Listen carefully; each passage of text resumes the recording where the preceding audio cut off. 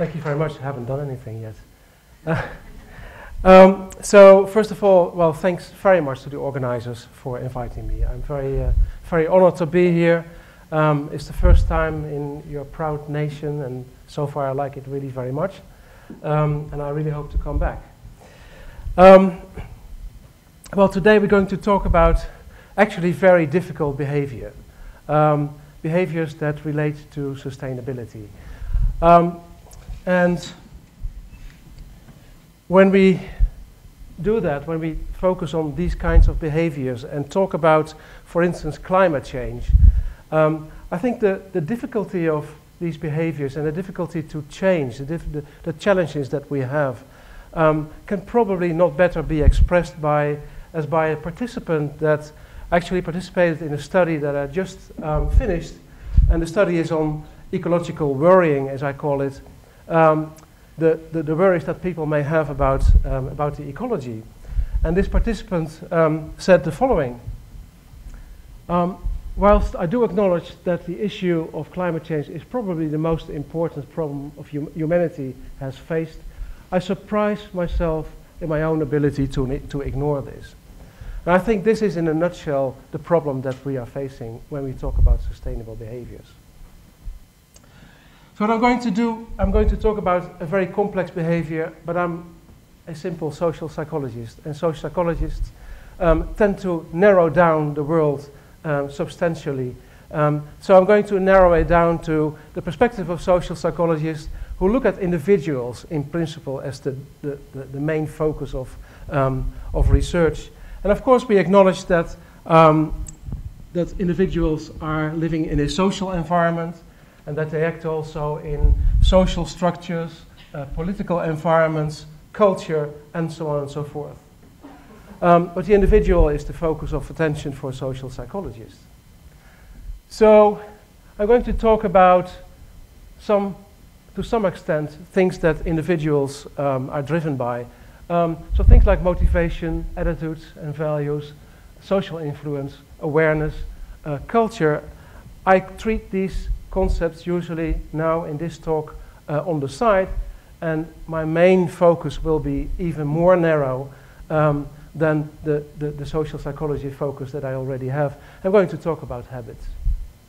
So I'm going to sort of reduce reality to a very narrow slice perspective on behavior. Now, when we talk about habits, maybe just think a little bit about, well, when was the last time that you did something for the first time? Probably many of you don't do that very often. People usually don't like to do things for the first time. So most things we do are actually things we do most of the time. And that sort of characterizes habits in a more general sense. So if you're a commuter, for instance, then you don't think about how to go to work every day. You just take the habitual mode of transportation. For most of us, it might be the car. For some of us, it's the dog sleigh. So a colleague of mine, Wendy Wood, University of San Diego, she tried to find out, well, how many behaviors, how much of our behavior is actually habitual. And she came to a sort of very rough kind of estimate. Between a third and a half of all behaviors listed in her studies were classified as habits, given that they were performed just about every day and usually in the same location. It's actually very difficult to pinpoint what habits really are. And if you try the dictionary to find out what habits are, then you probably get quite confused. Habits may be things we do regularly, right? A practice or custom, a dominant disposition, addictions, and we sometimes talk about habits as bad behavior. So it's time to get our concepts sorted. And well, I want to do that according to, let's say, three features, three pillars. And the first is repetition. Obviously, habits are things we're doing frequently. And repetition is basically what psychologists so far equate with habits. And actually, we took this quite uncritically, I would say, from the behaviorist school in psychology, which was very much focused on overt behavior. And behavior frequency has since then, at least in the literature that I'm working in, social psychology, health psychology, consumer psychology, environmental psychology, 99% of the papers that talk about habits operationalize habits as frequency of behavior. Now, of course, it's important because, well, individual behavior may not be that important, but a population that has a particular habit is a very powerful entity.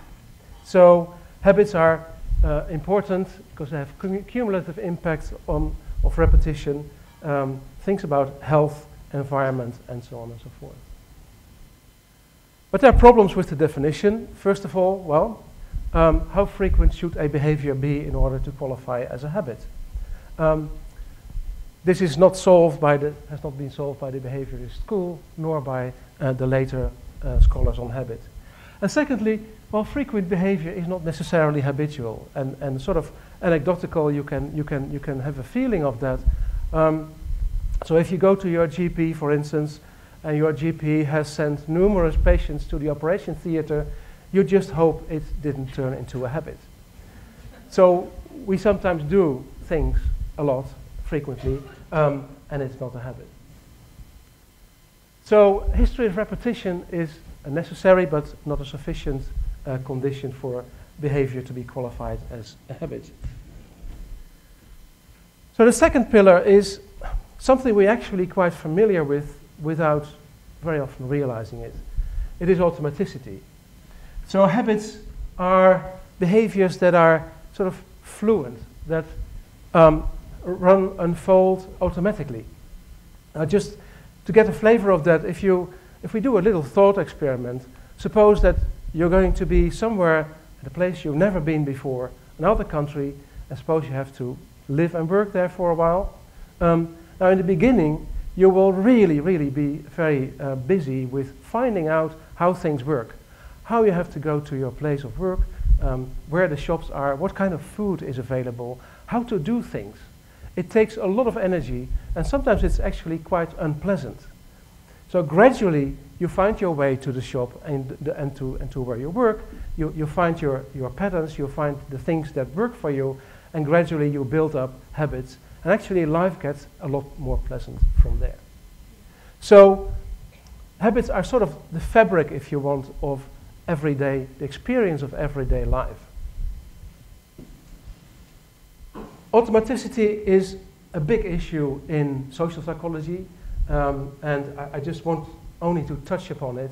But usually automaticity is very often seen as a sort of switch.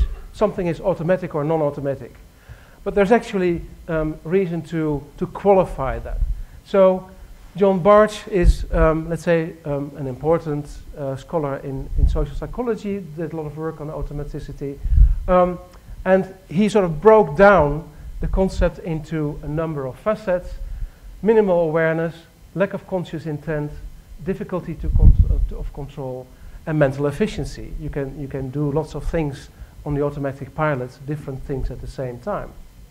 So automatic processes may have, in various degrees, these kind of features, and habits very often have all of them. Now the third pillar is not so much a feature of habits themselves, but more of the context in which habits operate. So habits operate in stable contexts, things that occur over and over again. Every day you have to make sort of a decision how to go to work, and all the habits that are related to that unfold.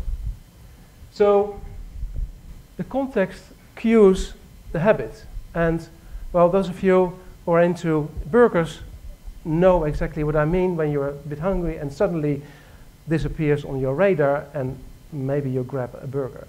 Well, very much our behaviors are cued by these kind of situations. So these cues can be time cues, for instance, the time you go to work, location, specific situations or specific people. Sometimes it's mood. the physiological states like being hungry. And also, importantly, I think, habits are very much embedded in other structures. So we have social and cultural practices. So take, for instance, showering. If you look at showering as a habit, as a behavior, it is embedded in a cultural practice. So we didn't shower as much 30 years, 40 years ago as we do now, and showering has become part of a social practice. In England, for instance, we have many problems due to drinking, binge drinking, particularly young people. If you go into the centers of English towns in the weekend late, you have no idea what you see. Very, very big problems, binge drinking, youth. And if you would focus on binge drinking as such, then you would miss an important point, namely that binge drinking is part of a sort of subculture of young people going out in the weekend, which is connected to all kinds of other habits and practices. So it's very important to realize that single behaviors are usually very much embedded in larger structures. One thing that you may take away from this is, and for those, and I know that the audience is probably quite varied, but many of you might be familiar with models or theories of behavior, and many of our theories of behavior sort of suggest that our behavior is guided by our intentions and our willpower. That's also actually probably how we would like to see ourselves. We don't like to see ourselves as robots that are kicked around by cues and by other. We like to see ourselves as being guided by our values and attitudes and intentions, right? Now, when we talk habits, then you could argue that the control of behavior is swifted to some degree from our willpower, from our deliberate thinking, our intentions, to the environment, all these cues that trigger our habitual responses. That's an important notion because it's not in line with the prevalent models that we have in our field. So for instance, the 3-year plan behavior, probably many of you are familiar with that, but this is a sort of very prevalent model, and it is sort of very good example of a family of models of behavior.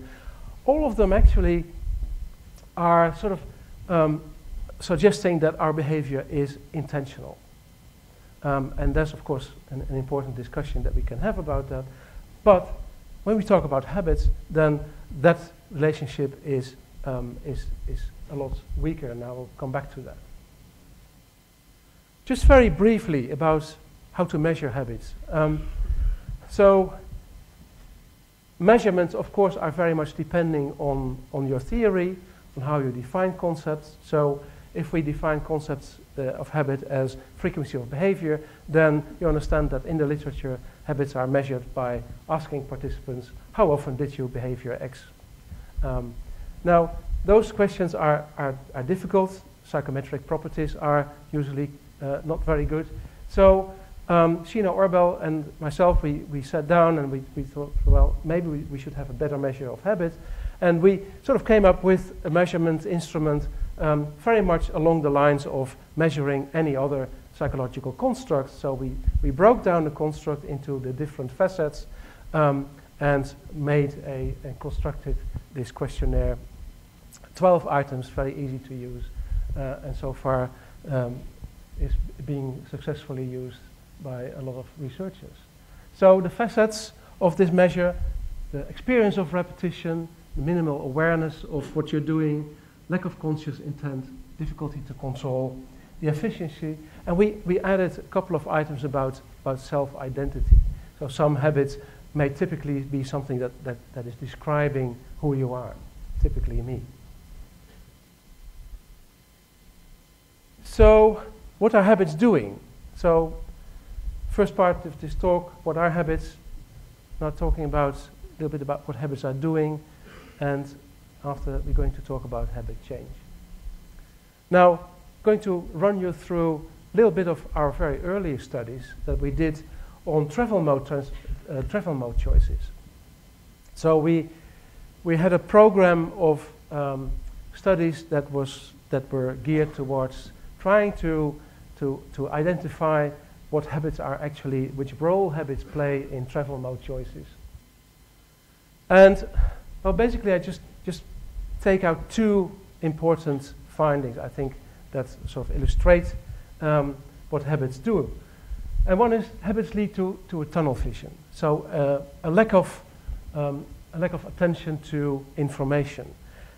We had a whole program of studies, some in the lab, some in the field, where we try to sort of to map out the decision-making process in terms of travel mode choices, and to see what influence habit had on these choices. So let me just show you one study that we did. And this is a study we did in the laboratory. We asked participants to come, and we presented them with imaginary travel situations. Now, we actually did not describe the situations, but we asked participants to find out what the situations really were. So they had to acquire information to find out what the distance is, the weather conditions, whether they would have luggage, and so on. 5 pieces of information they could acquire, and for each they could know, and if they clicked, let's say, on that information, they got information. So each participant were presented with 27 of those situations, all randomly presented, and the information was randomized, etc. What we were interested in is we asked participants after each of these travel mode situations to make a choice between travel mode options. Now, we were interested in not so much in the choices they would make, but we were interested in how much information they needed in order to make that choice. And we had measured, before this task was presented, we had measured their habit strength of using the car, and we blocked participants into strong versus weak habit car users. And this was what we got. Across 27 situations, the strong car habit use participants, they simply needed to know less about the situation before making their choices. We also introduced an experimental condition. We tried to make people think about their choices, basically. So so after each of these choices, participants were asked how important was the information that you acquired in the previous one. And the result was that, yes, we could increase, so to speak, the information acquisition for strong habit participants. As you can see, in this first half at least, participants were not distinguishable. Participants, strong and weak habit participants, were not distinguishable. So, however, from about halfway the experiment, you can also see that something happened, namely that the strong habit participants simply lost interest. Now, I know it's evening. You may have worked hard and maybe a bit boring, the experiments and this and that. But actually, what you see here is a drama. Those of you who are interested in changing behavior, by providing information, red alert, because here we have participants who are super motivated. They wanted to do anything we asked them to do. They were undistracted, and yet the strong habit participants, after 12 lousy trials, lost interest. So those who are providing information, interventions, never have these ideal circumstances. So this is bad news for information provision. A second issue that we found, and later others as well, is that there's a disjunction between attitudes, intentions on the one hand, and behavior on the other hand. So, for instance, we did a study in the Netherlands where we went to a village which had all kinds of transportation mode options available. We did a survey. We asked participants where they were going in general. We sort of concealed our purpose of travel mode choice, and because we were sort of concerned about social desirability tendencies. So we presented the study as a study on mobility. We asked participants where they were going. In the survey, we measured habit strength, we measured attitudes and intentions, and that was followed by a diary, a travel diary, where we asked participants where they were going during the period of a week. So we had a measure of intention, and we had a measure of behavior. Behavior was the proportion of car use, trips that they made, and the habit that we measured was also about car use.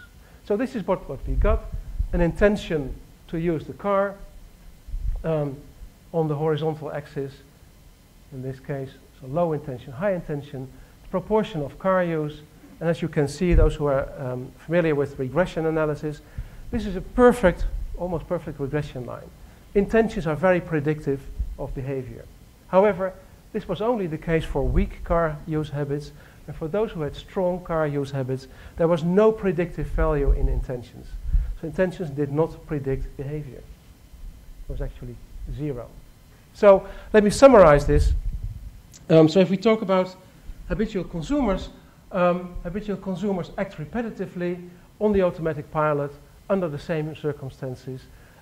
Is not interested in your information if you provide information in order to change behavior, is not driven or motivated, but is happy with his or her habit, which is an important addition because, as I said, we have habits because habits serve us, whether we like them or not, as a whether they're sustainable or unsustainable, unhealthy. People have habits because they serve them. And that's an important realization. So let me then go to the, let's say, important part of this talk about changing habits. So if we think about changing behavior, and that's probably what most of you are here for, what role do habits play? Now, we can first talk about a number of problems. As I said in the beginning, the quote that I gave in the start of this lecture, this talk, it's a very problematic behavior for all kinds of reasons. So one of the reasons is very fundamental, and you can put it very bluntly, that large parts of the population don't think environmental issues are important. So if we think about values, then, and take for instance Shalom Schwartz, who has been doing loads of studies, very good work on values, based also on the work of Rokic, identified 56 values. So we have a sort of limited number of values. We can have thousands of attitudes, but values is sort of limited. And 2 of those are related to the ecology. Basically, values are competing with each other in terms of priority, in terms of importance. So you may endorse loads of these values, but some of them may make you tick, and lots of them may not really make you tick. For instance, if we look at a sample that we did in Norway, Norwegian students, who filled out the questionnaire, they filled out for each of these 56 values, how important are these values in your life? And if we look at the mean scores for these 56 values, then and look at the 2 red ones, which represent ecological values, then you can see that ecological values are way under the mean in terms of importance over the whole range of values. Now these were students in Norway, in Tromsø, and I can tell you that these students are very concerned about the environment.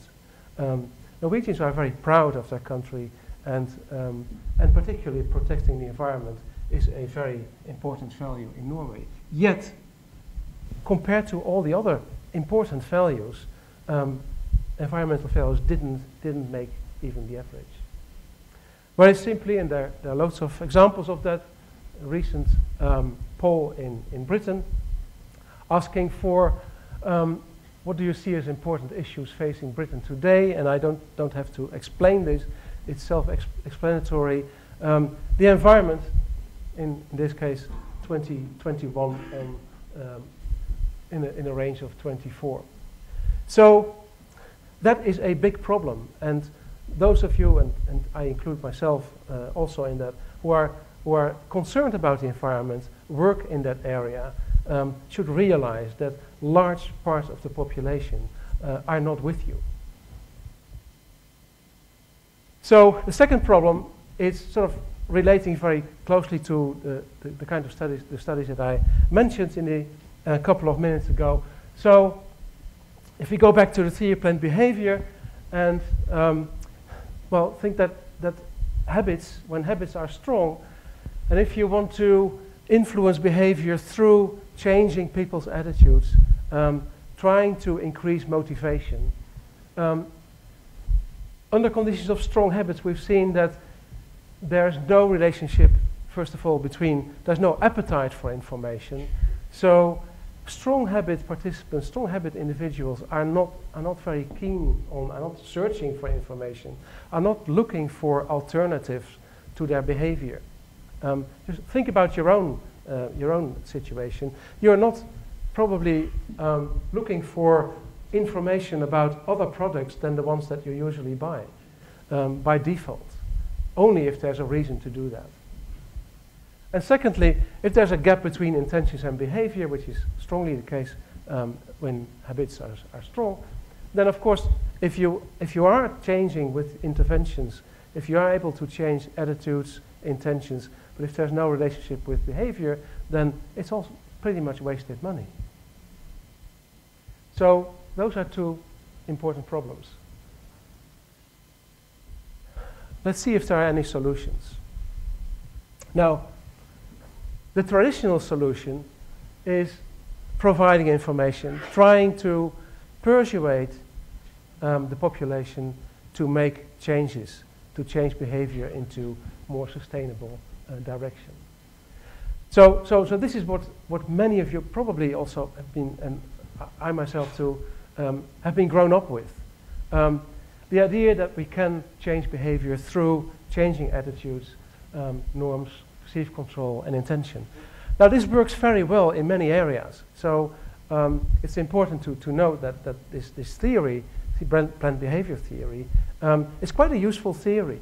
So it sort of specifies the various mechanisms behind behavior, and it may specify various different approaches to interventions.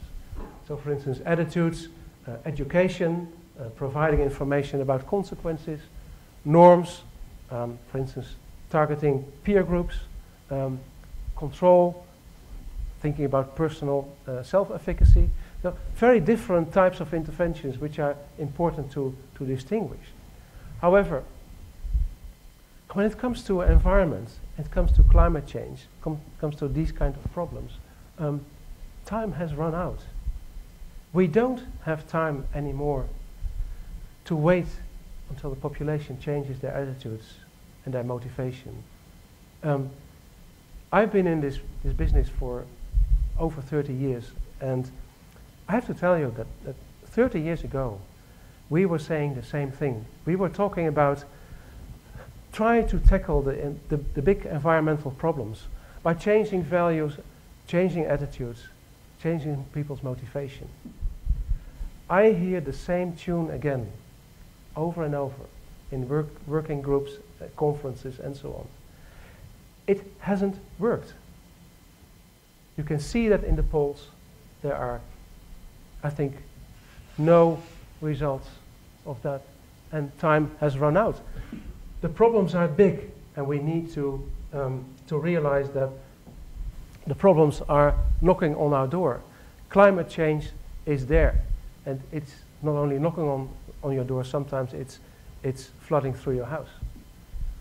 So we need to act, and waiting for attitudes to change is, I think, the wrong approach. Well, maybe some more gloom and doom. Lots of policymakers, and I don't know how that is here, In Britain, policymakers sometimes embark on ideas that are floating around, and one of the ideas, for instance, is nudging people into more sustainable behaviors. Very interesting book, Tyler and Sunstein. And actually David Cameron, our Prime Minister, when he became Prime Minister, put this obligatory reading for all the ministers in his cabinet. Now, it's actually an interesting book to read. It reads very nicely, and what it's presenting is, let's say, the toolbox of psychologists to change behavior, or to make change, to make people change their choices.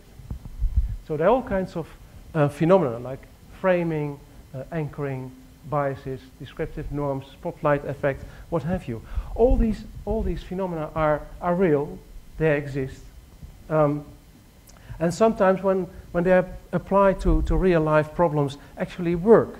So, for instance, you by framing differently the formulation of your text forms, the text return is going up. So that's really marvelous. But when we talk about climate change, when we talk about the big problems, it doesn't work. Another one is catalyst behaviors, or sometimes the spillover effect. The idea is that there might be an important behavior. If we can change that behavior, it has a knock-on effect on all kinds of other related behaviors. So if we find the golden sustainable act, then maybe people will also waste less food, better energy management, and so on and so forth. It's great, but it's a dream. And even the author of this phenomenon, John Turkelson, he is the first one to say, well, hang on a minute, be very careful with this. It is a phenomenon where there is some empirical evidence for it, but it's weak, and it's certainly not the magic bullet that will change behavior and solve our problems. But in the hands of policymakers, though, this is taken away to become the magic bullet, and we are maybe wasting lots of money actually on doing research on finding that magical act.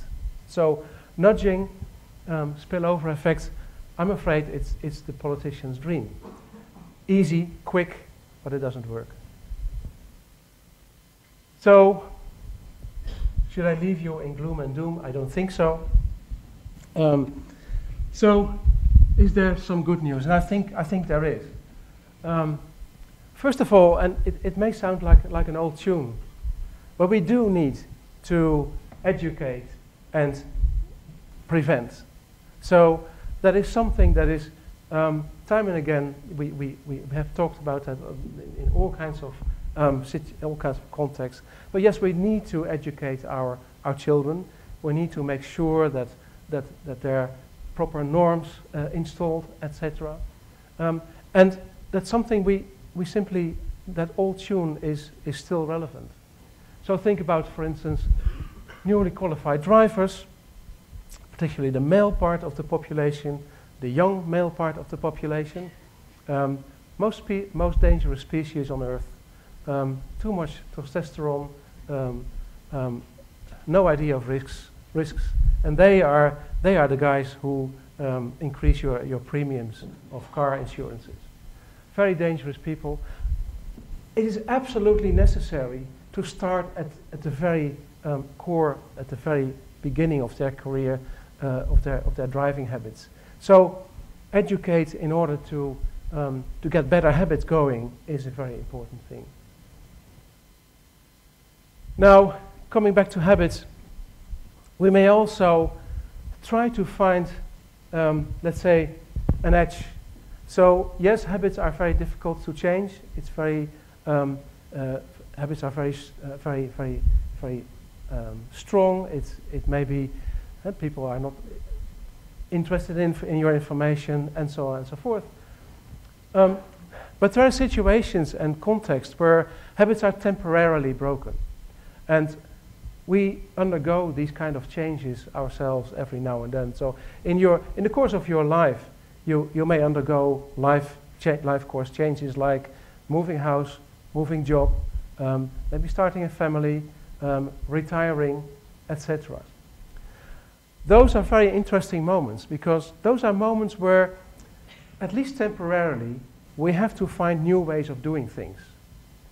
And the hypothesis that we try to investigate over the last couple of years is that those moments are opportunities to intervene.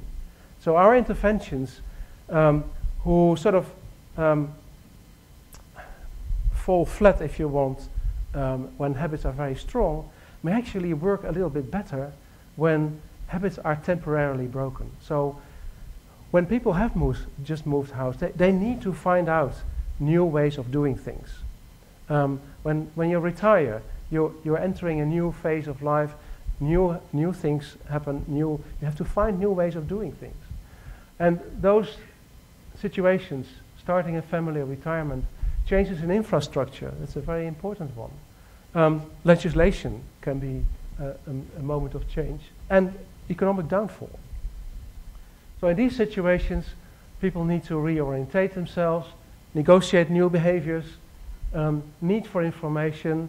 They may deliberate.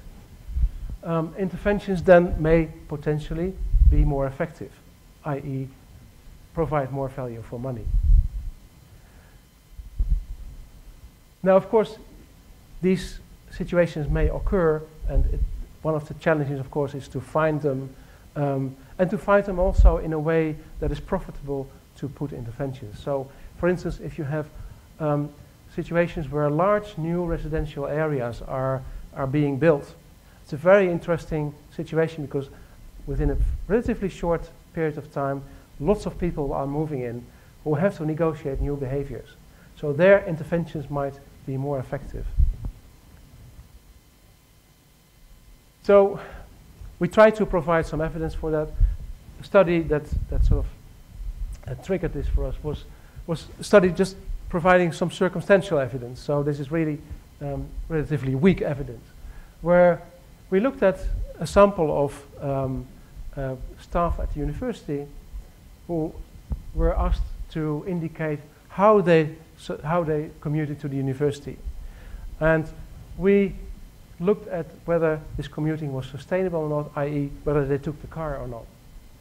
We also looked at their level of environmental concern. And not surprisingly, we found that those who are high in environmental concern were commuting more sustainably. Not a big surprise. However, when we blocked these two groups into those who had not moved versus those who recently moved, and recently within a year, then the effect of values, environmental concern, was actually carried by those who had moved in the past year. They were the ones who actually did more sustainable commuting. So it could be that moving sort of may make people think about their values. And if your values are if your environmental values are important, then those may actually, in those circumstances, drive your behavior. At the moment, we're trying to investigate this hypothesis in a large field experiment. We're conducting that in Peterborough, where we're looking at people who moved house recently versus people who had stayed in that area for a long time. And they either are getting an intervention or are part of a control group. And what we try to find out whether the intervention is actually more effective among the movers. So another positive perspective, I would say, is when we flip all the arguments. So yes, habits are difficult to change, and all the features that make habits difficult to change are actually features that we would like new behaviors that we appreciate, that we try to promote, to acquire. So we would like sustainable behaviors to become habitual. So frequent, automatic, cue controlled, difficult to change. Many interventions, behavior change interventions, they may be successful, but they very often stop at a moment where it actually gets very interesting. Namely, when behavior, new behavior has been established, if you have an effective intervention, the challenge then is to keep that behavior and to prevent relapse and to prevent sort of reality kicking in again. And many interventions don't evaluate the real long-term effects. And you could take this a step further and say, well, perhaps we should focus on the formation of habits as an intervention goal, explicitly. We also then should look more at habit modeling, and I'm not going into details of it, but there's very nice research being done on habit modeling, and I just skip a bit that because of the time. Of course, we also should look at segmentation. That's also a bit of an old tune, but still important. So, for instance, if we look at segmentation according to motivation, so willingness to act versus ability to act, then you may identify 4 quadrants of your population.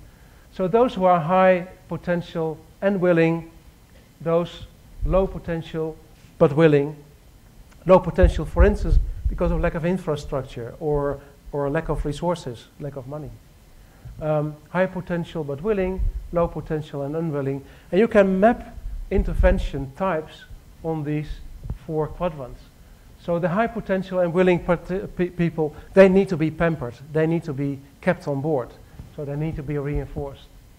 The low potential but willing people need help. They need better infrastructure. They need maybe financial help and so on and so forth. High potential but unwilling, maybe they can get, they can get just over the border by incentivizing. And perhaps the low potential and unwilling maybe should simply be left alone. Maybe you should, and I mean that quite seriously, it's not a joke, not spend money on them, it's wasted money. So there are groups that simply never will change. Finally, I would like to say, well, perhaps we should think a little bit differently. And not think in terms of theory of planned behavior kind of models. So not thinking in terms of from attitudes to intention and behavior, but the other way around. So why not start by changing behavior? So we could do that in different ways. Legislation, technical solutions, infrastructure, and we may simply instigate behavior change. But that shouldn't be the only thing, and it has been done, of course. We can then focus on attitudes, norms and control and so on, all the, let's say, soft construct, if you want, after behavior change. So actually, what we need to do is, we need people to act. So if we think about commuting the sustainable agenda, then we may think of legislation, and that's not a very, very strange idea. And that legislation, once in place, then maybe those who are expert in intervention, so to speak, may come in and try to consolidate that behavior by focusing on attitudes and values. And perhaps make that into habits, so make that new behavior habitual. So we've got very good examples of that. In the 60s, seat belts by legislation. Nobody would drive without seat belts anymore. We have the smoking ban. Massive, massive intervention, very successful. And actually there are examples, London, congestion tax, Stockholm congestion tax, very successful. Manchester, what the politicians did there was asking the population in a referendum whether they wanted a tax or not. Of course they don't want a tax, so they didn't do it. Wrong act, that's the wrong thing to do. Melbourne, I had learned about water conservation program, very successful, put in water restrictions, but then you need to do the work. Then you need to go to your population, and then you need to inform them what the consequences are of these legislations. So that very good study done in Stockholm where congestion tax was enforced. But then the population was absolutely sort of given all the information, what effects it has, what good it did, how much the traffic jams were shorter and the quality of air was better, what was done with the money. A very transparent program. And I think that there's really very much scope to do a lot. So let the population act first, but then do the real work, which is very often not done in terms of legislation. So not merely acceptance, but genuine attitude change. That follows from this approach. But we need brave and smart politicians to do that. And many politicians are afraid to take these kind of measures or propose these measures. Why? Because they're not elected on unpopular measures. Now, if they're smart, and if they use us, we can try to convince them that taking these initially unpopular measures first, and then trying to persuade the population that actually that they did a very good thing, will actually make them very popular. So let's go back to the first quote. Of course, it's very difficult to communicate about things like climate change. It's very difficult to talk to people what is really the consequences for you, what's in for you. And some people are thinking about maybe the wrong things. They're thinking about these nice little polar bears. They don't have any idea what they're talking about. Polar bears are horrible. They're very unpleasant, very aggressive creatures. And I don't know if you really want them to survive, actually. But you may also be confronted with flooding.